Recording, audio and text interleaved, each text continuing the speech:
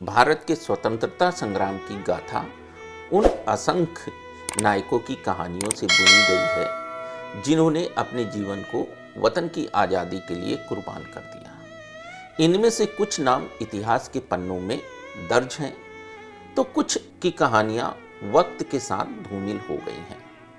स्वतंत्रता संग्राम के अनसुने किस्से में हम ऐसे ही एक शख्सियत डॉक्टर भूपेंद्र नाथ दत्त के जीवन और योगदान को उजागर करेंगे, जिन्होंने भारत की आज़ादी और सामाजिक उत्थान के लिए अथक प्रयास किए।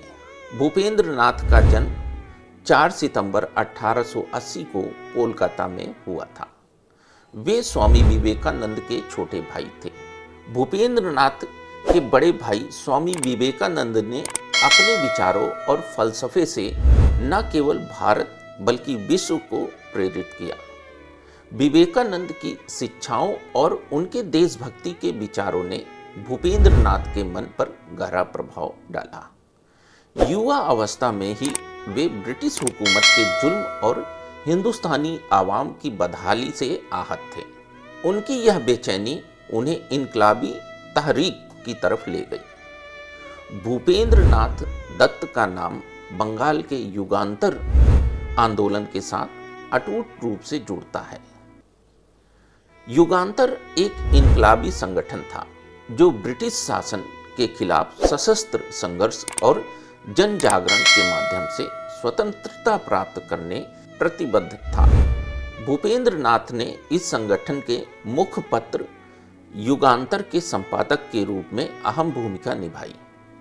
इस पत्र के जरिए उन्होंने जनता को ब्रिटिश शासन की नीतियों के खिलाफ जागरूक किया और आज़ादी के लिए बलिदान देने की प्रेरणा दी। उनके लेख इतने प्रभावशाली थे कि ब्रिटिश सरकार ने उन्हें खतरनाक समझते हुए 1907 में भूपेंद्र नाथ को गिरफ्तार कर लिया। गिरफ्तारी के बावजूद भूपेंद्र नाथ का जोश कम नहीं हुआ। जेल में रहते हुए भी उन्होंने अपने विचारों को लिखना और इनकलाब को जीवित रखा। उनकी लेखनी में देशभक्ति और सामाजिक सुधार की भावना स्पष्ट झलकती थी। युगांतर पत्र ने न केवल बंगाल बल्कि पूरे भारत में इनकलाबी ख्यालातों को फैलाने में महत्वपूर्ण योगदान दिया। भूपेंद्र नाथ दत्त केवल एक क्रांतिकारी ही नहीं बल्कि एक समाजशास्त्री और समाज सुधारक भी थे। उन्होंने भारतीय समाज की कुरीतियों जैसे जातिवाद, अशिक्षा और महिलाओं की दयनीय स्थिति के खिलाफ आवाज उठाई। उनकी पुस्तकें और लेख सामाजिक परिवर्तन और राष्ट्रीय चेतना को बढ़ावा देने में महत्वपूर्ण रहे। उन्होंने भारत की सांस्कृतिक और सामाजिक संरचना का गहन अध्ययन किया और इसे स्वतंत्रता संग्राम से जोड़ा। भूपेंद्र नाथ ने अपने लेखों में हिंदुस्तानी तहजीब और फलसफे को नई जिंदगी का जरिया बनाया। वे चाहते थे कि भारतीय जनता अपनी जड़ों से जुड़े लेकिन साथ ही आधुनिक विचारों को भी अपनाए। उनकी यह सोच स्वामी विवेकानंद के फलसफे से प्रेरित थी, जो आध्यात्मिक और आधुनिकता के समन्वय पर बल देती थे। भूपेंद्र नाथ का जीवन आसान नहीं था। क्रांतिकारी गतिविधियों के कारण उन्हें बार बार जेल की यात्राएं करनी पड़ी। ब्रिटिश सरकार ने उनके लेखन और विचारों को दबाने की हर संभव कोशिश की, लेकिन वे कभी विचलित नहीं हुए। उनकी गिरफ्तारी और जेल की सजा ने उनके परिवार पर भी गहरा असर डाला, लेकिन उन्होंने व्यक्तिगत तकलीफों को देश हित के सामने छोटा समझा। उनके जीवन का एक महत्वपूर्ण पहलू यह भी था कि वे केवल सशस्त्र क्रांति के समर्थक नहीं थे। वे मानते थे कि स्वतंत्रता संग्राम में वैचारिक क्रांति भी उतनी ही जरूरी है। इसलिए उन्होंने अपने लेखन और भाषणों के माध्यम से जनता को शिक्षित करने और संगठित करने का प्रयास किया। 25 दिसंबर 1961 को भूपेंद्र नाथ दत्त का निधन हो गया, लेकिन उनकी विरासत आज भी जीवित है।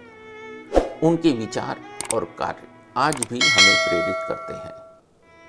वे उन गुमनाम नायकों में से एक हैं जिन्होंने भारत की आज़ादी के लिए अपना सब कुछ निछावर कर दिया। उनकी कहानी हमें यह सिखाती है कि स्वतंत्रता केवल राजनीतिक नहीं बल्कि सामाजिक और वैचारिक भी होनी चाहिए।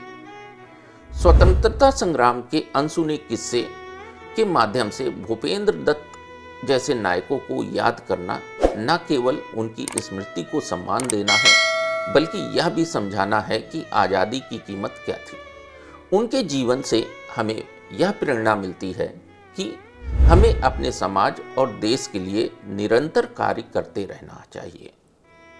भूपेंद्र दत्त की कहानी हमें यह याद दिलाती है कि हर छोटा प्रयास, हर विचार और हर बलिदान स्वतंत्रता के महान लक्ष्य को प्राप्त करने में महत्वपूर्ण होता है।